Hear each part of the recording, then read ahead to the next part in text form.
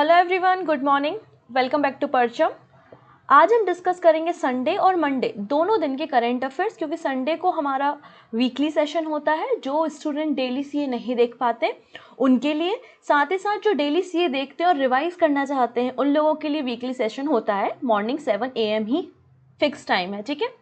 तो 8 जनवरी और 9 जनवरी के important days, important current affairs हम डिस्कस करेंगे। वीडियो के लास्ट में जितनी हमने न्यूज़ डिस्कस की हैं उनके हेडलाइंस होंगे, जिससे आप आसानी से अपने नोट्स को प्रिपेयर कर सकें, ठीक है। फिर revision question of the day, जिसका आंसर आप हमें कमेंट सेक्शन में देंगे। कुछ इस तरीके से आज का हमारा सेशन रहेगा। तो आइए स्टार्ट करते। सबसे पहले इंपॉर्टेंट डेज के ऊपर चर्चा करेंगे। तो हमारा अर्थ जो है, हम जिस अर्थ पर रहते हैं, हमारा ब्लू प्लेनेट, तो दो प्रकार से इसमें मूवमेंट होता है। एक तो वो सन के चारों तरफ चक्कर लगाता है, जो कि 365 डेज का समय उसे लगता है, 365 डेज एंड 6 आवर्स। वैसे ही अपना हमारा जो अर्थ है वो अपनी एक्सिस पे भी तो रोटेट होता है। 24 घंटे में वो अपने एक्सिस में एक चक्कर पूरा कर लेता है। यही रीजन तो है कि दिन और रात होते हैं, ठीक है। इसलिए 8 जनवरी को हम अर्थ रोटेशन डे सेलिब्रेट करते हैं। अर्थ रोटेशन डे कब सेलिब्रेट होता है? 8 जनवरी को होता है, ठीक है। हर साल इस दिन को सेलिब्रेट किया जाता है क्योंकि इस दिन बर्थ एनिवर्सरी होती है फ्रेंच फिजिसिस्ट लियोन फौकॉल्ट के बारे में, कि इन्होंने 1851 में हमें बताया था कि अर्थ जो है वो अपनी खुद की एक्सिस के अराउंड रिवॉल्व होता है या रोटेट होता है और 24 घंटे में चक्कर पूरा कर लेता है। इसलिए 8 जनवरी को अर्थ रोटेशन डे सेलिब्रेट करते हैं। अब आज का दिन बहुत खास है। क्यों है खास? खास इसलिए है क्योंकि आज ही के दिन महात्मा गांधी जी साउथ अफ्रीका से लौटकर भारत आए थे।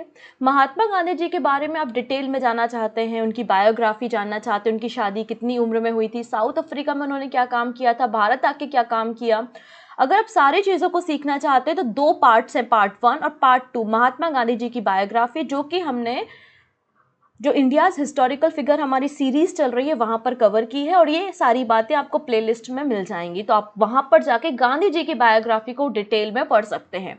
तो 9 तारीख को NRI डे सेलिब्रेट करते हैं या प्रवासी भारतीय दिवस इसे कहते हैं, ठीक है। इस साल 17th प्रवासी भारतीय दिवस को सेलिब्रेट किया जा रहा है, ठीक है। 8 से लेके 10 जनवरी तक ये पूरा सेलिब्रेशन चलना है। ये 17th नंबर का एडिशन है और इस साल सेलिब्रेशन कहाँ हो रहा है? इंदौर में, मध्य प्रदेश के इंदौर में इसका आयोजन किया जा रहा है, ठीक है। NRI day is organise on the 9th January every 2 years। तो हर 2 साल में NRI डे को 9 जनवरी को मनाया जाता है, क्योंकि 9 जनवरी को महात्मा गांधी जी 1915 में 1915 में साउथ अफ्रीका से लौटकर भारत आए थे। इस दिन की शुरुआत अगर बोलते हैं कि 2000 में बोला गया था, 2000 में, कि हमें जो डायस्पोरा हैं, जो भारतीय लोग हैं जो विदेशों में रहते हैं और भारत में निवेश करते हैं, उन लोगों के लिए भी हमें कुछ दिन सेलिब्रेट करने चाहिए। इसलिए पहली बार जो सेलिब्रेशन की शुरुआत हुई वो 2003 में की गई। तो पहली बार सेलिब्रेशन कब हुआ? 2003 में हुआ। अब जो हमारा 17th नंबर का प्रवासी भारतीय दिवस है, इसकी थीम अगर आप देखेंगे तो थीम है diaspora, reliable partner for India's progress in Amritkaal. Diaspora, reliable partner for the India's progress in Amritkaal. और इस थीम को डिसाइड किया है मिनिस्ट्री ऑफ एक्सटर्नल अफेयर्स के द्वारा। अब जो 9 जनवरी को हम प्रवासी भारतीय दिवस सेलिब्रेट करेंगे और 10 जनवरी को प्रवासी भारतीय सम्मान दिया जाएगा, और 27% मैंने आपको बताया था जिन्हें इस साल प्रवासी भारतीय सम्मान दिया जाएगा। अब हमारा 9 जनवरी को जो 17वें नंबर का हम प्रवासी भारतीय दिवस सेलिब्रेट कर रहे हैं, उसको इनॉग्रेट करेंगे हमारे प्राइम मिनिस्टर श्री नरेंद्र मोदी जी। और हमारे जो चीफ गेस्ट रहने वाले हैं वो है मोहम्मद इरफान अली। मोहम्मद इरफान अली जो है वो प्रेसिडेंट है रिपब्लिक ऑफ गुयाना के, और ये हमारे गेस्ट ऑफ ऑनर होंगे, ठीक है। तो दोनों दिनों के बारे में हमने यहाँ पे डिस्कशन कर लिया है। अब अंत में हम बात करते हैं एक इम्पॉर्टेंट अपडेट। कल है 10 जनवरी और कल है वर्ल्ड हिंदी डे। इसके अलावा कल एक और खास दिन है। कल आप लोगों के लिए लॉन्च हो रही है परचम की ईयर बुक, जिसमें जनवरी 2022 से लेकर दिसंबर 2022 तक के सारे important current affairs category wise होंगे, जिससे इन्हें पढ़ने में, याद करने में आपको आसानी हो, ठीक है। तो कल के दिन 10 जनवरी को इस बुक को लॉन्च कर दिया जाएगा। हिंदी और अंग्रेजी दोनों माध्यम में अवेलेबल होगी, ठीक है। अब कल ही बता दिया जाएगा कि कहाँ कहाँ अवेलेबल होगी, कहाँ से आप इसे परचेज कर सकते हैं, प्राइस क्या होगा, एटसेट्रा। जो भी डाउट होंगे आपके वो कल के दिन क्लियर कर दिए जाएंगे, ठीक है। सो स्टार्ट करते हैं आज का सेशन। अगर आज के करंट अफेयर्स की PDF आपको चाहिए है तो वो आपको हमारे टेलीग्राम पे मिलेगी, एकदम फ्री ऑफ कॉस्ट मिलती है, कोई टेंशन वाली बात नहीं है, लोड ना लेना, इसके अलावा अगर टेलीग्राम से डाउनलोड करने में कोई भी समस्या आपत्ति आ रही है तो एप्लीकेशन से डाउनलोड कर लेना। और एप्लीकेशन कहाँ मिलेगा, तो एप्लीकेशन प्ले स्टोर पे मिल जाएगा, राइट। ठीक है, जब आप एप्लीकेशन को ओपन करते हैं तो एप्लीकेशन में आपको कुछ कोर्सेज भी मिलते हैं, एसएससी कोर्स, एसएससी जीए कोर्स वहाँ पर आपको मिलता है, जहाँ पर history, geography, polity, science, statics सब कुछ डिटेल में कवर किया गया है विथ PYQs, मतलब प्रीवियस ईयर क्वेश्चंस के साथ। तो आप इसे भी परचेस कर सकते हैं। आपको पूजा 10 कोड यूज़ करना होगा, जिससे आपको एडिशनल 10% का ऑफ यहाँ पर मिल जाएगा। ठीक है, सो स्टार्ट करते हैं आज का हम सेशन। सबसे पहले बात करेंगे वो पर्सनालिटीज़ जो न्यूज़ में हैं। कौन कौन सी पर्सनालिटी हैं, तो सबसे पहले हैं हमारे 17th नंबर के ग्रैंड मास्टर। ठीक है, 17th नंबर के ग्रैंड मास्टर बन गए हैं तमिलनाडु के प्रणेश। प्रणेश जो है वो तमिलनाडु से बिलोंग करते हैं और तमिलनाडु के 28 नंबर के और भारत के 79 नंबर के ग्रैंड मास्टर ये बन गए हैं। इन्होंने सिल्वर मेडल भी जीता था कॉमनवेल्थ टूर्नामेंट में, गोल्ड जीत चुके हैं एशियन चेस टूर्नामेंट में और ब्रोंज मेडल भी इन्होंने जीता है अंडर 16 इंटरनेशनल चेस टूर्नामेंट में। तो 17 नंबर की ग्रैंड मास्टर जो है वो एम प्रणेश बन गए हैं, जो कि तमिलनाडु से बिलोंग करते हैं। ठीक, अगले पर्सन जो हैं वो काफ़ी इंपॉर्टेंट है, उनका नाम है Surinder Chawla. Paytm bank receive RBI note to appoint Surinder Chawla as a new CEO। तो पेटीएम को आरबीआई के द्वारा अप्रूवल मिल गया है और पेटीएम बैंक के जो नए CEO बने हैं वो सुरिंदर चावला जी हैं। ठीक है, सुरिंदर चावला जी जो हैं वो नए CEO होंगे पेटीएम पेमेंट बैंक के, पेटीएम बैंक के। ठीक है, करेंटली ये आरबीएल बैंक में जो है बैंकिंग हेड की तरह काम कर रहे थे। इन्होंने सतीश कुमार गुप्ता की जगह ली है। सतीश कुमार गुप्ता इसके पहले पेटीएम पेमेंट बैंक के CEO थे। इनका रिटायरमेंट अक्टूबर 2022 में हो गया था। तो आप सोचोगे अक्टूबर 2022 में रिटायरमेंट हुआ, ये पोजीशन क्या जनवरी 2023 तक खाली थी? नहीं, खाली नहीं थी। इंतरिम CEO अपॉइंट किया गया था दीपेंद्र सिंह राठौर को। ठीक है, नेक्स्ट अगले जो पर्सन है वो ज़रा खास है, बिल्कुल बहुत इंपॉर्टेंट पर्सन है, क्योंकि जैसे कि कुछ समय पहले नैन्सी पेलोसी बहुत न्यूज़ में थी, याद है, मैंने आपको कवर भी किया था जब वो ताइवान गई थी तो उनकी फ्लाइट को सबसे ज़्यादा जो है वो ट्रैक किया गया था, नज़र रखी गई थी, ये चर्चा आपको की थी। अब देखिएगा जैसे कि हमारा देश है भारत, हमारे भारत में भी 2 हाउसेज आपको मिलेंगे पार्लियामेंट के, अपर हाउस और लोअर हाउस। जो अपर हाउस मतलब राज्यसभा होती है, लोअर हाउस मतलब लोकसभा होती है। और लोकसभा को हम क्या कहते हैं, जो लोकसभा के जो लोग होते हैं वो डायरेक्ट इलेक्शन से आते हैं। ठीक है, यहाँ पर जो रिप्रेजेंटेशन होता है वो जनता का होता है। वैसे ही अगर हम यूएसए की बात करते हैं तो यूएसए में भी यूएस हाउस ऑफ रिप्रेजेंटेटिव होता है और उस हाउस के भी एक क्या होते हैं, स्पीकर होते हैं। जैसे हमारे यहाँ ओम बिरला जी लोकसभा के स्पीकर है ना, वैसे यूएस हाउस ऑफ रिप्रेजेंटेटिव का भी एक स्पीकर होता है। तो यहाँ पर केविन मैकार्थी को नया स्पीकर चुना गया है यूएस हाउस ऑफ रिप्रेजेंटेटिव का। यूएसए के इतिहास में सबसे मतलब स्पीकर का चुनाव लगभग 4 दिन तक चला और पहली बार हुआ कितने दिनों तक चुनाव यहाँ पर चला है स्पीकर का। ठीक है, तो केविन मैकार्थी जो है वो नए स्पीकर बन गए हैं यूएस हाउस ऑफ रिप्रेजेंटेटिव के और ये रिपब्लिकन पार्टी से बिलोंग करते हैं। He was elected as the house minority leader from 2019 to 2023। ठीक है, 2019 से 2023 तक ये हाउस माइनॉरिटी लीडर भी रहे हैं और रिपब्लिकन पार्टी से बिलोंग करते हैं और यूएसए हाउस ऑफ रिप्रेजेंटेटिव के स्पीकर बन गए हैं केविन मैकार्थी। तो इनका नाम आपको याद रखना है। चलिए अगले पर्सन के बारे में हम बात करते हैं। Who among the following has been elected as the chairman of all India gem and jewellery domestic council. हम GJC के बारे में बात कर रहे हैं, all India gem and jewellery domestic council. इसके चेयरमैन के रूप में किसे चुना गया है, तो इसके चेयरमैन के लिए श्याम मेहरा जी को चुना गया है for the period of 2 years, 2 सालों के लिए इन्हें चुना गया है। ठीक है, इसके अलावा राजेश रोकड़े, इन्हें वाइस चेयरमैन की तरह चुना गया है। ठीक है, अगली जो पर्सन है वो है सानिया मिर्ज़ा। सानिया मिर्ज़ा जी ने भी कहा है, जो कि एक टेनिस खिलाड़ी हैं। इन्होंने प्रोफेशनल टेनिस से रिटायरमेंट लेने की बात की है, अनाउंस किया है रिटायरमेंट के लिए। सानिया मिर्ज़ा ने पेशावर या फिर आप कह सकते हैं प्रोफेशनल टेनिस से संन्यास की घोषणा यहाँ पे की है। अभी फरवरी 2023 में WTA 1000 इवेंट दुबई में खेलेंगे, उसके बाद ये रिटायरमेंट ले लेंगी। She become the first Indian to win WTA single title और इन्होंने अपने होम टाउन हैदराबाद में 2005 में इस टाइटल को जीता था। इसके अलावा ये वर्ल्ड नंबर 27 टेनिस खिलाड़ी भी रही हैं और भारत की सबसे प्रतिष्ठित जो टेनिस खिलाड़ी के रूप में इनको दर्जा प्राप्त है सानिया मिर्जा को, ठीक है। और कई सारे इन्होंने ग्रैंड स्लैम जो है डबल टाइटल वो भी अपने नाम किए हैं। अगली पर्सन के बारे में हम बात करते हैं जो कि क्रिकेटर है ऑस्ट्रेलिया की। कहाँ की क्रिकेटर है? ऑस्ट्रेलिया की क्रिकेटर है जिनका नाम है Belinda Clark. Become the first women cricketer to have a statue cast at the Sydney cricket ground. तो यहाँ पर आप देख सकते हैं एक स्टैच्यू है जो कि ब्रोंज का है, मतलब कांसा धातु का है, ठीक है। और ये किसका स्टैच्यू है? ये जो खड़ी हुई है ना बगल में, इनका ही स्टैच्यू है जो कि ऑस्ट्रेलियन क्रिकेटर है ब्लिंडा क्लार्क। इनका स्टैच्यू सिडनी क्रिकेट ग्राउंड में लगाया गया और इनका स्टैचू, मतलब अगर किसी फीमेल की बात करें तो किसी फीमेल क्रिकेटर का स्टैचू जो है वो सिडनी क्रिकेट ग्राउंड में लगा है और ये पहली घटना है। ये ऐसी पहली महिला बन गई है जिनका statue, bronze statue, Sydney cricket ground में लगाया गया, ठीक है। The former captain of the women Australian cricket team Belinda Clarke bronze statue is unveiled in which stadium. तो महिला ऑस्ट्रेलियन क्रिकेटर और महिला ऑस्ट्रेलियन क्रिकेट टीम की पूर्व कप्तान बेलिंडा क्लार्क की कांसे की प्रतिमा का अनावरण किस स्टेडियम में किया गया है? तो आंसर हो जाएगा सिडनी क्रिकेट स्टेडियम में।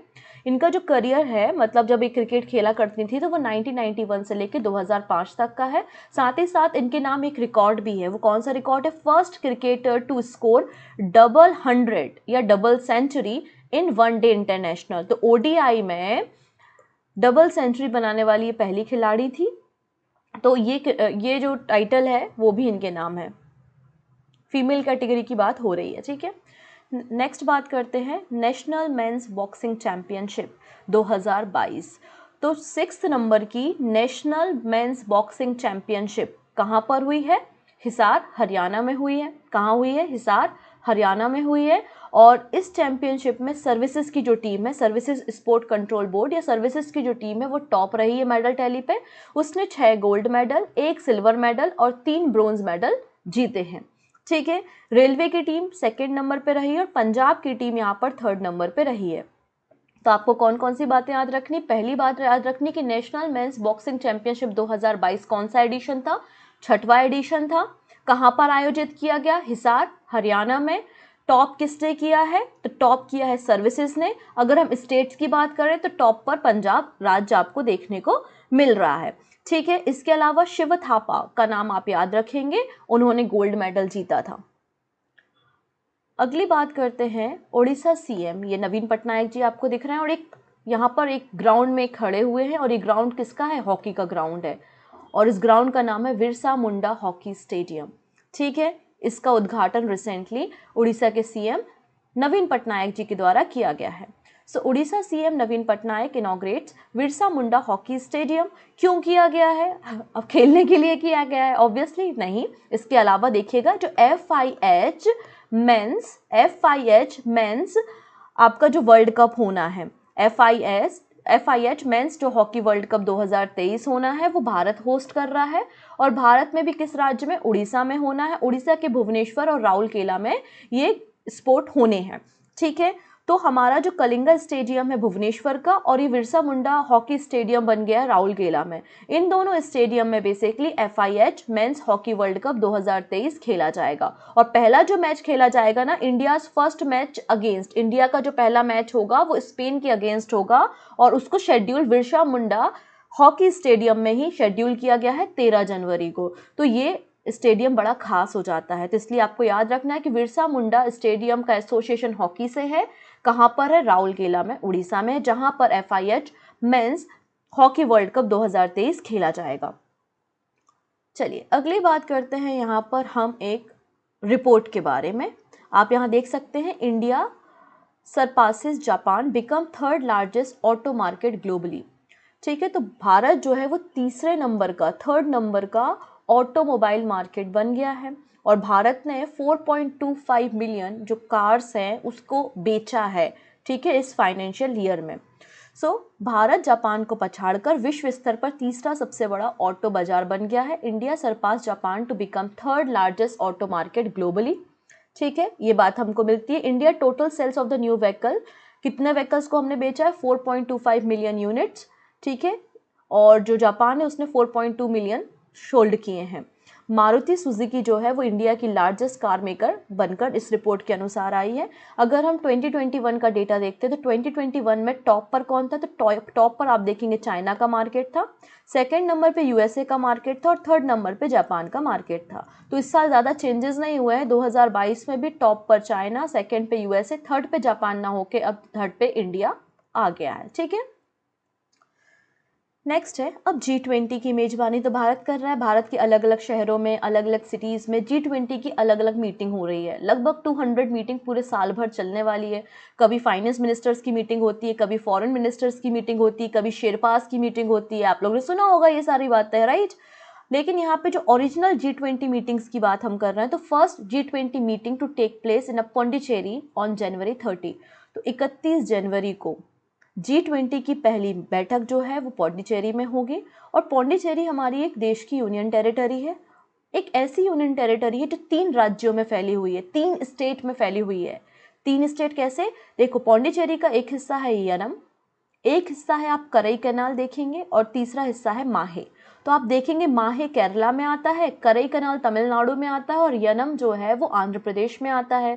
तो आप देख सकते हैं ये जो हमारी पौंडीचेरी यूटी है वो 3 अलग अलग राज्यों में फैली हुई है। और पौंडीचेरी के जो लेफ्टिनेंट गवर्नर है तमिलसाई सुंदरराजन, उन्होंने ये बात कही है कि पहले G20 मीटिंग जो है वो 31 जनवरी को पौंडीचेरी में आयोजित की जाएगी। इसके लिए उन्होंने स्टिकर्स, पोस्टर, लोगो, सेल्फी बूथ, ये सभी कुछ जो है वो रिलीज किए हैं। ठीक है, Kolkata will host the first meeting on the global partnership for the financial inclusion of G20। ठीक है, नेक्स्ट बात करते हैं हम जाति आधारित जनगणना। ठीक है, Bihar government begin caste survey इन स्टेट। तो हालांकि 6-7 महीने डिले हो गया है, लेकिन फिर भी बिहार सरकार ने राज्य में जाति सर्वेक्षण शुरू किया है। Bihar government begin caste survey in the state. तो 7 जनवरी से ये शुरू किया गया है नीतीश कुमार जी के द्वारा। नीतीश कुमार जी ने क्लियरली यहाँ पे कहा है कि आप जो कास्ट बेस्ड सेंसस करेंगे, सर्वे करेंगे, इसमें कोई व्यक्ति है तो उसकी आप सब कैटेगरी के हिसाब से सर्वे ना करते हुए उसके इकोनॉमिक कंडीशन के हिसाब से, उसकी आर्थिक मतलब क्या स्थिति है उसके आधार पे आप सर्वे करो। ठीक है, ये बात यहाँ पे बिल्कुल बोली गई कि सब कैटेगरी या सब कास्ट के आधार पे आप सर्वे मत करो। आपको यहाँ पर हर एक फैमिली का कास्ट के आधार पर सर्वे करना है, लेकिन उसकी सब कास्ट के आधार पे सर्वे ना करते हुए आप उसका इकोनॉमिक कंडीशन क्या है उसके आधार पे सर्वे करो। तो इकोनॉमिक कंडीशन पता होने से हमें पता चलेगा कि कौन से ऐसे परिवार है जो BPL धारक है या BPL के नीचे आते हैं, जिनकी कंडीशन खराब है, तो उस तरीके से हम पॉलिसी तैयार कर सकें और उस तरीके से पॉलिसीज को एग्जीक्यूट कर सके। This caste survey will help in taking the required measure for the upliftment of the deprived section. और जो फाइनल यहाँ पे रिपोर्ट आएगी, मतलब पूरा सर्वे होने के बाद, सर्वे एंड कब होगा, 31 मई 2023 में ये सर्वे खत्म होगा। और लगभग 5 लाख लोगों को यहाँ पे लगाया गया है पूरे बिहार राज्य में कास्ट बेस्ड सर्वे कराने के लिए। और बिहार राज्य ने अपने राज्य का जो कंटिजेंसी फंड होता है, कंटिजेंसी फंड मतलब संचित निधि जो होती है, राइट, तो कंटिजेंसी फंड से 500 करोड़ रुपए स्पेंड करने की बात इस कास्ट बेस्ड सर्वे में कहा है।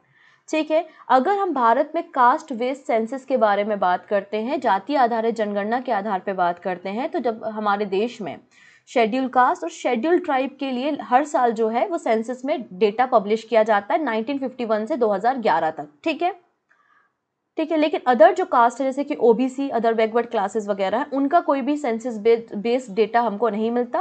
मंडल कमीशन जो है, मंडल कमीशन कहता है कि हमारे देश में OBC की पॉपुलेशन 52% है, ऐसा उनका कहना है, लेकिन कभी भी OBC का जो है जाति जनगणना नहीं हुआ है। ठीक है, इतनी चीज़ें, तो इसलिए यहाँ पर ये पूरी गणना बिहार राज्य के द्वारा कराई जा रही है, बिहार स्टेट में। अगली बात करते हैं, India to virtually host voice of globe south summit. India जो है वर्चुअली होस्ट करने जा रहा है voice of global south summit. अब ये समिट क्या है इसके बारे में हम थोड़ी सी बात करते हैं। ठीक है, India to host the voice of the global south summit 12 और 13 जनवरी 2023 को इसकी मेजबानी भारत करेगा, एक वर्चुअल समिट। ठीक है, इसमें जो थीम रखी गई है समिट की वो है unity of voice, unity of purpose. अब साउथ का मतलब यहाँ पे जो हमारे सदर्न में कंट्रीज हैं, है ना, हमारी जो साउथ में जो कंट्रीज़ हैं उन सभी कंट्रीज़ के जो लीडर्स हैं वो इस वर्चुअल मीटिंग में शामिल होंगे। और जो डेवलपिंग आप कह सकते हैं जो आपकी डेवलपिंग कंट्रीज़ हैं उनके डेलीगेट्स भी यहाँ पे शामिल होंगे। लगभग 100 देश जो है 120 जो देश हैं उनको इनवाइट किया गया है इस समिट में शामिल होने के लिए। तो किस तरीके से आपको आगे के लिए पॉलिसीज़ बनानी है, इस समिट में ये सारा कुछ डिस्कशन होगा। The summit is India's attempt to provide a common platform to discuss concern affecting developing countries। ठीक है, और ये प्राइम मिनिस्टर जी का ही इनिशिएटिव है और जिनका विजन था सबका साथ, सबका विकास, सबका विश्वास और सबका प्रयास, और उसी फिलॉसफी पर यहाँ पर आपने voice of global south summit की बात की है। इसके अलावा Y20 समिट, भारत पहली बार for the first time India जो है वो Y20 समिट को होस्ट कर रहा है, तो इसलिए खास बात है। ठीक है, Y20 इंडिया 2023 समिट। ठीक है, तो अनुराग ठाकुर जी के द्वारा Y20 जो समिट है उसकी थीम, लोगो, वेबसाइट वगैरह को लॉन्च किया गया है नई दिल्ली से। Y20 समिट पहली बार भारत होस्ट कर रहा है। Y20 मतलब होता है यूथ 20 समिट, यूथ 20 समिट। ठीक है, और ये जो G20 देश होते हैं ना, तो G20 ग्रुप के अंदर ही ये Y20 आता है। तो youth 20 is the official youth engagement group of the G20। ठीक है, इस प्लेटफॉर्म पे जो हमारे यूथ्स हैं और यंग लीडर्स हैं वो सब एक सिंगल प्लेटफॉर्म पे आते हैं और डिस्कस करते हैं बेटर टुमारो के लिए और क्या नई पॉलिसी बनाना चाहिए, क्या एजेंडा होने चाहिए, किस तरीके से एक्शन प्लान होना चाहिए। ठीक, अगली बात करेंगे 26 नेशनल यूथ फेस्टिवल 2023। तो 26वें नंबर का यूथ फेस्टिवल, इसकी शुरुआत 12 से 16 जनवरी में होगी। कहाँ पर? कर्नाटका में। कहाँ पर? कर्नाटका में। और इसकी थीम आप देख सकते हैं, इसकी थीम है विकसित युवा विकसित भारत। विकसित युवा विकसित भारत थीम है। और ये आपको हाथी दिख रहा है जो एक फुटबॉल खेल रहा है, इसका नाम है चंपी चिक्का। ठीक है, तो चंपी चिक्का का नाम भी याद रख लेना। सो 26 नेशनल यूथ फेस्टिवल 2023, तो कर्नाटका के चीफ मिनिस्टर हैं वसवराज बोम्बई, उनके द्वारा लोगो मेस्कट जो है रिलीज़ किया गया है। और 12 से 16 जनवरी के बीच में कर्नाटका में नेशनल यूथ फेस्टिवल को सेलिब्रेट किया जाएगा हुबली धारवाड़ ट्विन सिटी में। ठीक है, और इस इवेंट को ऑर्गेनाइज कौन करेंगे, इनॉग्रेट कौन करेंगे? हमारे प्राइम मिनिस्टर मोदी जी करेंगे। और थीम मैंने आपको बता दी है, विकसित युवा विकसित भारत। ओके, अगली बात करते हैं list of cities where women to work safely survey. तो ऐसी सिटी की लिस्ट यहाँ पे जारी की गई है जहाँ पर महिलाएं सुरक्षित हैं, महिलाएं आसानी से काम कर सकती हैं, क्राइम रिपोर्ट्स कम है नेशनल सेंसस के आधार पर, और जो current ease of life index है ministry of women's and child development की रिपोर्ट के आधार पर इन सिटीज़ की लिस्ट जारी की गई है बाय द अवतार ग्रुप। तो अवतार ग्रुप के द्वारा एक लिस्ट पब्लिश की गई है। ठीक है, list of cities where women to work safely survey, और इन सारे जो अलग अलग रिपोर्ट्स हैं इन सब के डेटा को यूज़ करते हुए इस लिस्ट को पब्लिश किया गया है। अब यहाँ पे सिटी की लिस्ट हम देखते हैं जहाँ पे पॉपुलेशन मोर देन 10 लाख है, मतलब बड़ी जो सिटीज़ हैं। तो फर्स्ट नंबर पे सेफ वर्क के लिए, जहाँ पे महिलाएं बहुत ज़्यादा सुरक्षित हैं, वर्क प्लेस में, रोड में, हर कहीं रात में वो आ जा सकती हैं। चेन्नई, पुणे, बेंगलुरु, हैदराबाद, मुंबई और फिर अहमदाबाद। वहीं अगर हम सिटीज़ की बात करते हैं जहाँ की पॉपुलेशन लेस देन 10 लाख है, तो है वो त्रिची, वेल्लोर, ईरोड, सैलम और तिरुपुर पुदुचेरी। ठीक है, नेक्स्ट है UK records warmest year as 2022। अब यहाँ पे मैं बात कर रही हूँ गर्म या वार्म होने की, तो इसका ये मतलब नहीं कि टेम्परेचर 46 डिग्री पहुँच गया। यूके आपको पता है ब्रिटेन, आपको पूरा सदर्न हेमिस्फीयर के ऊपर वहाँ पर देखने को मिलता है। हमारे जो ट्रॉपिक ऑफ आप कह सकते हैं कैंसर के ऊपर है, तो जब ट्रॉपिक ऑफ कैंसर के ऊपर है तो ऑब्वियसली बात है वहाँ पर ठंडा ही मौसम रहता होगा, गर्मी तो ऐसा पड़ती नहीं होगी। और अभी तो और मतलब स्नोफॉल वगैरह एकदम है ना, तो वो ये एरिया है यूके, ब्रिटेन, आप देख सकते हैं लंदन वंदन। ठीक है, तो अब हमेशा इतना ठंडा रहने वाला शहर और उसमें हम अगर गर्म की बात कर रहे हैं तो हम बहुत कम गर्म की बात कर रहे होंगे, इतना आप समझिएगा, है ना। क्योंकि जैसे आप देखते हैं गर्म, तो गर्म का मतलब ये नहीं कि 50 डिग्री क्रॉस कर गया टेम्परेचर। तो यूके में जो यूके है या कंट्री में एक वेदर एजेंसी के द्वारा सर्वे कंडक्ट कराया गया, और उस वेदर एजेंसी का कहना है कि क्लाइमेट इफेक्ट पड़ रहा है एनवायरनमेंट पे, क्लाइमेट लगातार चेंज हो रहा है। आजकल भी आप देख सकते हैं, हर एक सीज़न देखिए आप, गर्मी है वो एक्सटेंड हो गई है, बारिश जो है वो एक्सटेंड हो गई। पहले आप देखते थे कि जुलाई अगस्त में बारिश होती थी, अब नवंबर अक्टूबर तक शिफ्ट हो गई है। ठंड भी देखिए कि अभी कितनी एक्सट्रीम ठंड पड़ रही है, और ठंड भी अब फरवरी तक वहाँ पे शिफ्ट हो गई। तो हर एक जो क्लाइमेट है हमारा कुछ 15 दिन या 1 महीने तक वो शिफ्ट आप देख सकते हैं, हो गया है हमारे देश में भी। मतलब क्लाइमेट चेंज का इफेक्ट हर एक देश में, हर एक कंट्री में आपको देखने को मिलेगा। तो यही रिपोर्ट यहाँ पे जो कंट्री की वेदर एजेंसी है यूके की, उनके द्वारा रिलीज की गई है, और कहा गया है कि 2022 जो है वो सबसे गर्म साल रिकॉर्ड किया गया है यूके में। और 2022 में जो कंट्री का तापमान था वो 10.03 डिग्री जो है वो यहाँ पर डिग्री सेल्सियस जो है वो नोटिस किया गया है। जब से ये टेम्परेचर कैलकुलेट करना शुरू किया गया है तब से ये डेटा को कंपेयर किया गया है। This is the highest comparable record began in 1884। तो 1884 से जब से डेटा वगैरह कलेक्ट हुआ तो आप यहाँ देखेंगे सबसे गर्म यहाँ पे 10.03 डिग्री सेल्सियस बताया गया है। प्रीवियस रिकॉर्ड 2014 में रिकॉर्ड किया गया था 9.88 डिग्री। ब्रिटेन ही नहीं, अगर हम फ्रांस की बात करते तो फ्रांस का भी एवरेज टेम्परेचर जो है 14 डिग्री सेल्सियस तक हो गया है, अब 14 डिग्री तक हो गया है, making it the hottest year since the weather reading begin in 1900। तो 1900 से जब से वेदर रीडिंग जो है वो शुरू हुई है उसके बाद से जो है वो सबसे गर्म आप देख सकते हैं कि फ्रांस में भी 14 डिग्री सेल्सियस तक तापमान पहुंचा था। ठीक है, अब यहाँ पे हम बात करते हैं मधुमक्खियों के बारे में, बीज के बारे में। बीज बहुत इंपॉर्टेंट होती हैं क्योंकि बीज क्या करती हैं, पॉलिनेशन का काम करती हैं। आप लोगों ने देखा होगा एक फूल से जाती है दूसरे फूल में एंटर होती है, तो पॉलिनेशन के लिए बीज बहुत ज़रूरी होती है। तो आप कह सकते हैं कि ह्यूमन के सर्वाइवल के लिए भी मधुमक्खियों का खास रोल है। लेकिन अगर मधुमक्खियों को कोई बीमारी हो जाए, जैसे हमको भी वायरस इन्फेक्शन, बैक्टीरियल इन्फेक्शन हो जाता है, वैसे मधुमक्खियों को भी तो कोई ना कोई बीमारी हो सकती है। तो इनका भी एक डिसीज आया है सामने जो कि बैक्टीरिया के कारण बीज को फैल रहा है, जिसका नाम है अमेरिकन, क्या नाम है इस बीमारी का, American foul brood. American foul brood जो कि एक बैक्टीरिया से होने वाली डिसीज है जो कि किसको इफेक्ट करती है, बीज को। तो बीज जो है वो प्रॉपर पॉलिनेशन नहीं कर पा रही, इनकी जाने जा रही हैं। तो यहाँ पर अमेरिका के द्वारा मधुमक्खियों के लिए एक वैक्सीन तैयार की गई है। तो यूएसए जो है वो पहली देश की कंट्री बन गई, पहली कंट्री वर्ल्ड की बन गई है जिसने मधुमक्खियों के लिए वैक्सीनेशन तैयार की है।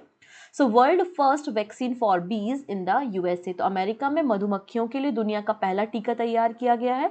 मधुमक्खियां की रोल प्ले करती हैं पॉलिनेशन के लिए, प्लांट्स के लिए, और वो अभी इफेक्ट हो रही है बैक्टीरिया से जिसके कारण उनको फाउल ब्रूड डिसीज हो रही है। इसलिए यूएसए डिपार्टमेंट ऑफ एग्रीकल्चर के द्वारा यहाँ पर अप्रूवल दिया गया है, और यहाँ पे US based biotech company Telon animal health के द्वारा वैक्सीन तैयार की गई है मधुमक्खियों के लिए। ठीक है, तो ये आज के हमारे करेंट अफेयर्स थे। फटाफट हम एक रिवीजन ले लेते हैं। सबसे पहले हमने बात की थी एम प्रणेश जो कि तमिलनाडु से हैं और भारत के 79 नंबर के ग्रैंड मास्टर बन गए हैं। नेक्स्ट है पेटीएम पेमेंट बैंक, इसके नए सीईओ कौन बन गए हैं, सुरिंदर चावला जी को अपॉइंट किया गया है। वहीं अगर हम बात करते हैं केविन मैकार्थी, इन्हें नया स्पीकर बनाया गया है यूएस हाउस ऑफ रिप्रेजेंटेटिव का। All India gem and jewellery domestic council के चेयरमैन जो है वो श्याम मेहरा जी को अपॉइंटमेंट किया गया है। वहीं राजेश रोकड़े जो है वाइस चेयरमैन बन गए हैं for the period of 2 years. Sania Mirza, इन्होंने रिटायरमेंट की घोषणा की है प्रोफेशनल टेनिस से, तो एक टेनिस खिलाड़ी है, ये बात हमको समझ में आती है। बेलिंडा क्लार्क जो है वो पहली वीमेन क्रिकेटर बन गई है जिनका bronze statue Sydney cricket ground में सेटअप किया गया, और ये ऑस्ट्रेलिया की से बिलोंग करती हैं, ऑस्ट्रेलिया की क्रिकेट टीम के लिए इन्होंने खेला है। उड़ीसा के सीएम नवीन पटनायक जी के द्वारा बिरसा मुंडा हॉकी स्टेडियम का उद्घाटन किया गया है। ठीक है, क्योंकि FIH मेंस जो हमारा हॉकी वर्ल्ड कप 2023 है वो उड़ीसा में ही आयोजित किया जाना है। इंडिया ने जापान को पीछे छोड़कर इंडिया वर्ल्ड की तीसरे नंबर की लार्जेस्ट ऑटो मार्केट बन गई है, ग्लोबली 3rd नंबर पर आ गई है। अगली बात करते हैं फर्स्ट G20 मीटिंग जो है वो पुडुचेरी में जनवरी 31 में होस्ट की जाएगी, आयोजित की जाएगी। वर्ल्ड की पहली वैक्सीन फॉर बीज मधुमक्खियों के लिए यूएसए के द्वारा तैयार किया गया है। Voice of the global south summit, इसका वर्चुअली इसे होस्ट कौन करने वाला है, भारत इसे होस्ट करने वाला है। ठीक है, UK record warmest year as a 2022। Bihar government begin caste survey in the state, तो बिहार सरकार के द्वारा राज्य में जाति सर्वेक्षण शुरू किया गया है। तो ये आज के हमारे वन लाइनर्स थे। अब कुछ क्वेश्चंस देख लेते हैं और अंत में क्वेश्चन ऑफ द डे जिसका आंसर आप हमें कमेंट सेक्शन में देना। हालांकि और भी न्यूज़ थी पर मुझे लगा सेशन कहीं बहुत ज़्यादा लेंथी ना हो जाए, इसलिए वो सारी न्यूज़ को मैंने कल के लिए शिफ्ट कर दिया। तो अगर कुछ रह गया हो तो ये मत समझना कि मैडम भूल गई हैं, ठीक है, उनको हम कल शामिल कर लेंगे। ठीक है, चलो Union Health Minister Dr. Mansukh Mandaviya has chaired a high-level meeting to eliminate काला Azhar from the country by which year? तो यहाँ पर हमारे जो मनसुख मंडाविया जी हैं उन्होंने कहा है कि काला अजहर भारत से कब तक खत्म हो जाएगा, तो 2023 तक हो जाएगा, 2023 तक। और टीबी से कब तक फ्री होंगे हम? 2025 तक हम टीबी से फ्री हो जाएंगे। ठीक है, अगली बात करते हैं। Union minister for agriculture and farmer welfare Narendra Singh Tomar ji has inaugurated the 3-day north east Krishi Kumbh 2023 in which state? तो हमारे सबसे पहले कृषि मंत्रालय कौन संभालते हैं? नरेंद्र सिंह तोमर जी संभालते हैं। इन्होंने 3 दिन के फेस्टिवल की शुरुआत की है जिसका नाम है नॉर्थ ईस्ट कृषि कुंभ। इसका आयोजन किस राज्य में किया जाएगा? तो मेघालय में। कहाँ पर किया जाएगा? मेघालय में किया जाएगा। Option D is the right answer. Next है, Foreign Minister of the G20 countries are set to be meet in which of the following city in the March 2023? तो विदेश मामलों के जो मंत्रालय होते हैं, विदेश मंत्री हैं जो G20 देशों के, उनकी मीटिंग मार्च 2023 में कहाँ पर होगी? तो ये मीटिंग होगी आपके नई दिल्ली में। Option B is the right answer. Next है, यहाँ पर बात हो रही है विंड स्कीम के बारे में। विंड स्कीम का रिलेशन मैंने आपको बताया था ब्रॉडकास्टिंग से है। Central sector broadcasting infrastructure and network development. इस स्कीम के लिए कितना बजट 2025-26 तक के लिए रखा गया है? तो 2500 करोड़, 2500 करोड़ रुपीस। एक राउंड फिगर की बात कर रहे हैं। ओरिजिनल डेटा है 2539.61 crore rupees. Option 1 is the right answer. Next है, who has been conferred with the Assam State Highest Civilian Award Assam Vaibhav for his contribution in the cancer treatment? तो असम सरकार के द्वारा असम राज्य का जो सबसे बड़ा सिविलियन अवार्ड होता है असम वैभव, वो किसे दिया गया है कैंसर ट्रीटमेंट के लिए कंट्रीब्यूट करने के लिए? डॉक्टर तपन सेखिया। इन अवार्ड्स की शुरुआत 2021 में असम गवर्नमेंट ने की थी। रतन टाटा जी को जो है ये अवार्ड मिल चुका है 2021 का। Option D. Who among the following has been selected as the chairman of All India Gem and Jewelry Domestic Council? तो आंसर हो जाएगा Shyam Mehra. Option D. Blank approve world first vaccine for declining Honey बीज। तो यहाँ पे हनी बीज के लिए पहला वैक्सीन कौन से देश ने लॉन्च किया है? यूएसए ने। Option D. Who won the best director award at the New York film critic circle? तो बेस्ट डायरेक्टर अवार्ड कई बार हमने डिस्कशन किया है RRR मूवी के लिए एस राजमौली सर को। ऑप्शन सी।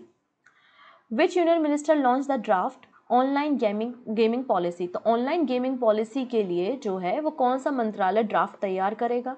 तो आंसर हो जाएगा ministry of electronics and information technology, क्योंकि ऑनलाइन गेमिंग के लिए जो नोडल एजेंसी बन गई है वो मैत्री ही बन गई है। इस न्यूज़ को मैंने आपको पहले भी कवर कराया है। अंत में बात करते हैं क्वेश्चन ऑफ द डे के लिए। In which city or region will India deploy the largest platoon of women peacekeeper in the UN mission? तो पहली बार भारत का सबसे बड़ा फीमेल का जत्रा या सबसे बड़ी फीमेल की आप कह सकते हैं सेना दल को कहाँ पर यूएन पीस मेकिंग मिशन के लिए लॉन्च किया गया है या डिप्लॉय किया गया है?